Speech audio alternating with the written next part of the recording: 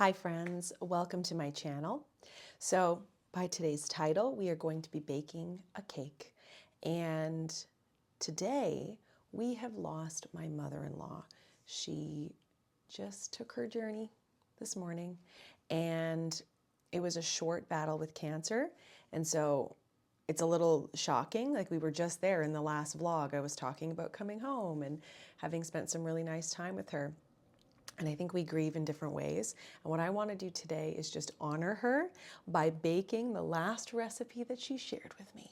My mother-in-law, Carol, is like a professional homemaker. I've said this before, but the way she speaks about recipes and cooking, it makes you want to do that. It makes you want to bake a pumpkin cake, and that's what I'm going to do today. So you might have been lucky enough over the years to see Carol in a few of my videos. I lived with her for a bit. She visited us a ton, but I gotta tell you what happened to me today. So this is just a little white feather. And as I was working out, this feather appeared. Now, you're gonna be like, well, Amanda, that can happen. Down-filled jackets, you name it. But we're not quite in down-filled jacket wearing season. And I do have one, but it's in the upstairs closet. So it was very strange that this particular feather appeared on my rolled out yoga mat that I had just placed down on the floor. And I was already like 20 minutes into my workout. I was waiting for the grocery delivery person. I'm in my feelings today. I'm alone today. Dean's actually in Alberta with his family. I'm so grateful that he's there with them during this time. And anyway, I was working out. I've been thinking about her all morning. And I look down at my feet. A white feather appears.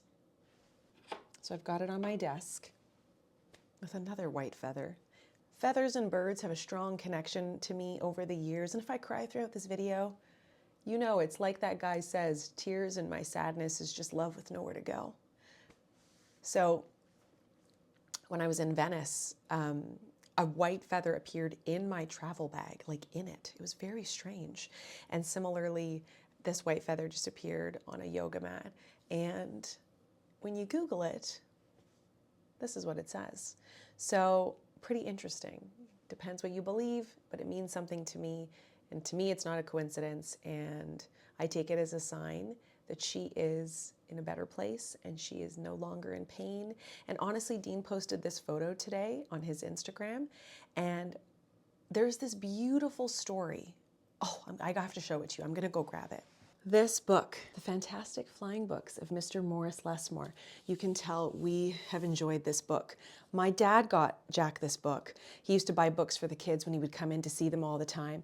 The whole premise of this book is it sort of follows the life of Morris Lesmore, and he takes care of a library.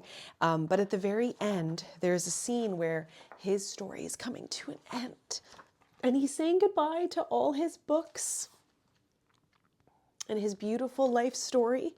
And then at the end, he transforms into his younger self and flies away.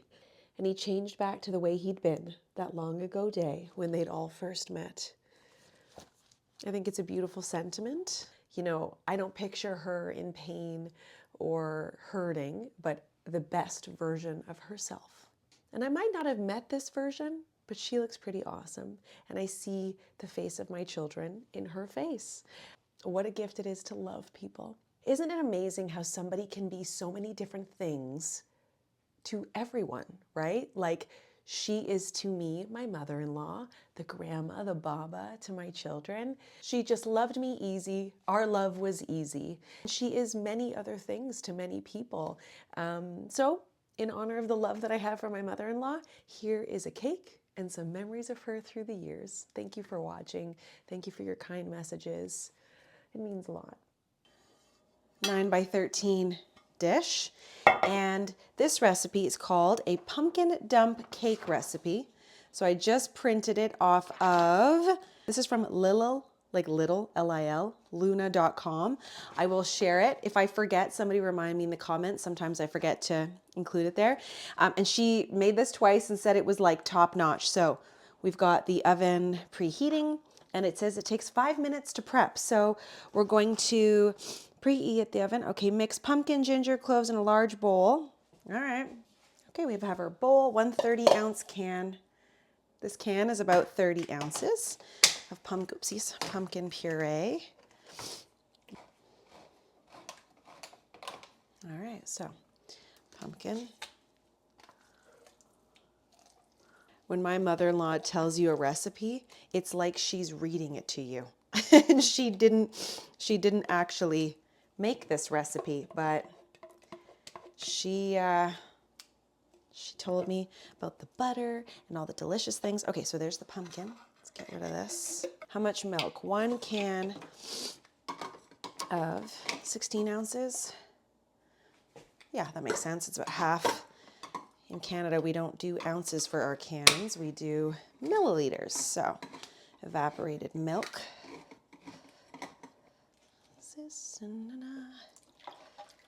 All right, let's go straight to the sink with that one. How much? We need ginger, cloves, sugar, eggs. Should we give this a little preliminary stir? When my son was born, I know you can't see me, but I'm just going to talk to you. So when my son was born in Malaysia, they were there. And how much ginger? Let's see. 1 teaspoon of ginger. And my mother-in-law made me ginger molasses cookies. I ate like 500 cookies. I actually nearly choked to death on one of those cookies. Because if you've ever had a C-section and then you choke, I mean, not the time to be talking about death, but it was a lot, okay? I was in a lot of pain, so there, ginger, and now I need cloves. Anyway, I ate like 500 of those cookies. I was territorial. I'm like, they are for me and for no one else. Just love that woman. But yeah, that's the kind of lady Carol was. She came and she cooked me a bunch of food and she made me hamburger soup and just made me, she made me hamburger soup. This is in Malaysia. This is only a 1/4 teaspoon, so I love clove. Carol doesn't like clove as much. I didn't know that when she was telling me this recipe. She's not as big a fan of clove, but I really like it, so I added it. And then how much sugar? 1 cup of sugar. One thing I learned about Carol is that if a recipe ever calls for walnuts, she swaps them out for pecans. And I didn't know that. She finds walnuts to be a little bitter, and so she always swaps them out. The things you learn if you give people a chance to tell you. Okay, and then eggs. How many eggs? 4 eggs. I should have just done this in my mixer, but it's hiding behind the camera, and you know what? I would just want to get this in the oven so that I didn't actually tell the kids when they woke up this morning about their baba. I thought it would be best to wait until the end of the day, just so that, if they're having different types of emotions, like I'm here to have that with them. So we will get a chance to talk at the end of the day. And it's hard because, Daddy's not here. So it would be nice if Dean was here to talk to them too, but the power of FaceTime. Those are eggs. And what else have we got left? Cinnamon in a large bowl. How much cinnamon? 2 teaspoons of cinnamon. God, I love all of, what is it? 2 teaspoons. 1, 2. All right, so pour into a greased and floured 9 by 13 pan. All right, so we're stirring this up. I was just talking to my sister and saying, here I am losing a loved one who's lived a beautiful, full life. My mother-in-law is one of the most well-traveled people I know. She has been to so many countries. A small town girl from Saskatchewan. Just raised her 6 kids and then traveled the world. It's just incredible. And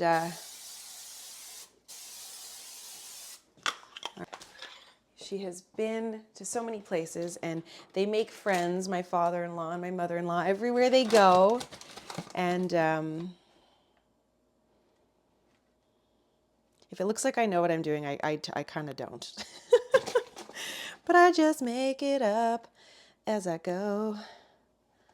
Because you know what? That's something else my mother-in-law taught me. She's like, you're not born knowing how to do all of this stuff. You know what I mean? If I'm doing this wrong, don't tell me, okay?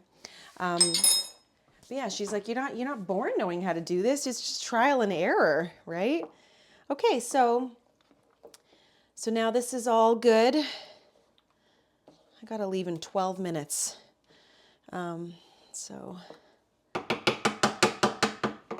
Well, this just goes poured right in. It smells fabulous. I guess this is why it's called a pumpkin dump cake. But she told me about this recipe. Like, I think she made it at Thanksgiving, and then she made it again. She liked it so much. And everybody was just raving about it. So when my mother-in-law tells me that, I gotta act. She says, you don't take a yellow cake mix. So this is all I could find. This is the Super Moist Golden. And she says, you sprinkle the entire package right on top. Okay. One cool thing about my mother-in-law is she has recipe. Whoa. All right, just sprinkle. And she is like a connoisseur. She can check out a recipe and know, oh, that recipe's gonna work, or oh no, that's a fake recipe. I'm not that good. I unfortunately am the type of person who will make a cake and be like, oh, that wasn't right. But I do love to follow a recipe, and she inspired me. I think I thought that I had to be like naturally like a chef or something from birth. And she was like, no, you pick it up as you go. It's not something that you're just born knowing. When she was married, she was young, and she had a bunch of little kids, and she would go to her auntie's house and ask about this and ask about that and learn how to do all of the things. Like, it's just to not have fear, you know, and like try something. So I'll make sure that's like evenly spread. Okay, and now how many pecans? 1 cup of chopped pecans. Well, what I'm gonna do, oh, it is chopped already. I love myself for buying chopped pecans. Is this the whole bag? Oh yeah, it's the whole thing. Okay. So now we sprinkle cake mix and pecans on top. Guys, this is an incredibly easy recipe.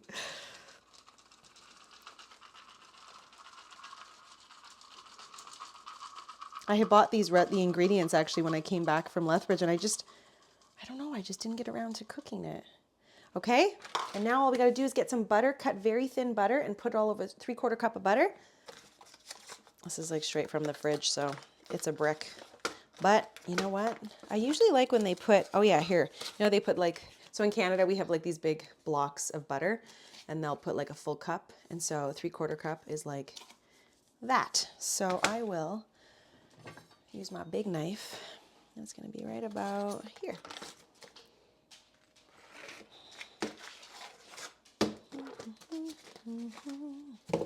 Okay, so I just cut it up thinly sliced. I can do that.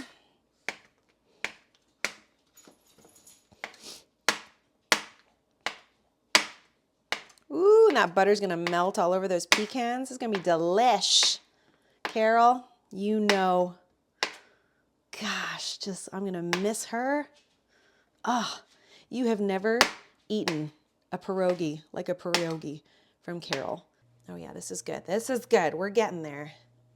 Yeah, she has recipes upon recipes. In fact, I think Dean and his siblings are working on like a little cookbook, which would be so amazing. I wonder what they'd want to do if they sold it. Like maybe the proceeds could go to an animal shelter, because my mother-in-law loved animals. Oh my God, I think I'm done. Oh, so there it is. Okay, into the oven it goes.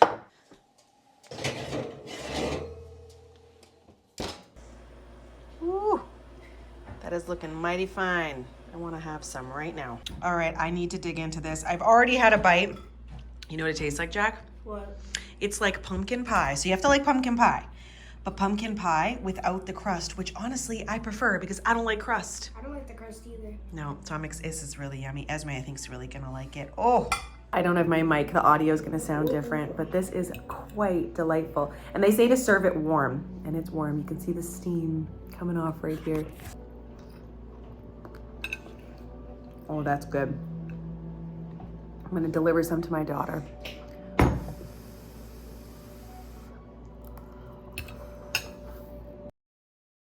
One I'm going to use is one that I've used since I've been making pierogies. My mom would come home from the store at lunchtime when she helped my dad in the store, and we had a cupboard with drawers, and the bottom drawer had flour. And she'd just get out a bowl like this, an enamel bowl, and she'd put in I don't know how much flour. She'd put in some flour, in no time she had pierogies started. Oh, wow. And she'd have them for dinner for my dad. Wow. No kidding. So I would say that's about a half teaspoon of salt. Oh, you've had frozen pierogies. I mean, I never want to buy a bag of frozen pierogies again. The dough is thicker. Yeah. And they go very cheap on their fillings. They make pierogies out of mushrooms. They make pierogies out of just straight cottage cheese, out of potatoes and cheese, out of sauerkraut, out of potatoes and sauerkraut. So there's many, you know, and even poppy seed. Oh, really? Yeah. Wow. I want to say hello. Okay, come over here. Hey. So you drop them in the water. You put bread on the table, not buns. Jackie, back it up. You can't see anything. You just see those big lips. Gross. I can't remember. Hello. I put that half cup of flour in there. What's the secret to having such a long marriage? What do you think? Is there a secret? There was a there's no such posting thing. on the iPad today. Well, I'll tell you what. You have to have a team, be a team. Yes. And be supportive of each other. There was a couple who celebrated their 65th wedding anniversary, I believe it was. And they said, years ago, if things broke, you fixed it. You didn't throw it out. And that statement is very, very true. I agree. If you're not prepared to tolerate some of those misgivings, because there's nothing, we don't live in a perfect world. Absolutely. But yeah, I think it's like, you know, they say it's 50-50. No, it isn't. It's 100%, 100%. And so but also, you know, like, you don't have to be right all the time. That is a tough one. And you got to make your partner believe that they won once in a while. Like, I think you have to be a little humble and say you're sorry once in a while, because you're not always right. That is true. And you know what the heck? I just thought of something else. Well, I just told you what it was. And I did it in canola oil, about 2 tablespoons. And then when they're the color I want, then I push them to the side and put a piece of cold butter or margarine and cool the onion and oil down. Otherwise, if your onion is too dark, it'll show through your dough. Oh, right. And it doesn't look right. I've cut the dough, one of those dough balls in half. Okay. And this is the other half. Now you can roll it and keep turning it so it makes a circle. You roll it a little bit and then you turn it again like that till you get it even, and you can feel it with your hand whether the thickness is uniform or not. My mother always said that she didn't like big pierogies, she liked them delicate. 1.5 inches by 2 inches. Okay. So this is hard to make a nice pierogi out of, and it's too small, so you can just gather that up and put it under your bowl. Okay. We'll do it in the next one. So nothing goes to waste. She's not throwing that away. No. You put that under the bowl so that the flour doesn't lose its moisture. Yeah. Put my filling with the cheddar cheese. And you put it in your middle of your dough like so. Then you fold it, put your thumb there and fold it, pinch the center. It's almost like an old-fashioned babushka. Mommy, And you tuck the potato filling in. can you lock it? Yes, me just a second. And then you pinch it from the end to the center. Turn it over, push the filling in with your index finger, pinch, Okay. and there's your triangle. Okay. What would you tell younger mothers today that you wish someone had told you? You know. Actually, quite a lot of things, because cooking is an ongoing thing. Well, you never know it all, I don't think. It depends who you're comparing yourself to. But, you know, I found I had an aunt to coach me along the way. In my time, there was a lot to learn about cooking. Now, everything is so convenient. You can go to the store and buy it. It's not glass, it won't break. But I like that message that you're sharing, because it's true. It's not something that you're not born with, oh, here's the cookbook that you're going to use and knowing all the tricks. It's having a mentor. You do pinch one side, like that. Did you normally freeze them after you do this? Oh yeah. Well, you can cook them right now and eat them. We had one of these in the freezer. They may be about half an hour until they're firm, and so that they won't stick. And then we put them in a Ziploc bag and put them in the freezer till you're ready to eat them. I would put boiling water to about a little over half. And salt your water. Pretty well the same as when you cook noodles. Stir them, like don't just throw them in and leave it. Take a spatula or something that's not going to tear them as you stir. Let's put them in a casserole, put butter and fried onions on them, and just flip them up a little bit. Keep them warm in the oven or put them on the table. Great with sour cream and even chopped bacon. Is there any place you have always wanted to travel to that you haven't been to yet? Oh, there's quite a very few well places. traveled. There's quite a few places that I think of going to. Jamaica, or I like the warmer climates. So we figured out that out of the one ball of dough, 83 pierogies, so like 7 dozen. It's a fair amount. Let's end this one on a nice one here. So it says, what's your favorite quality or trait in each other? So I'm sure there are many, but one that sticks out.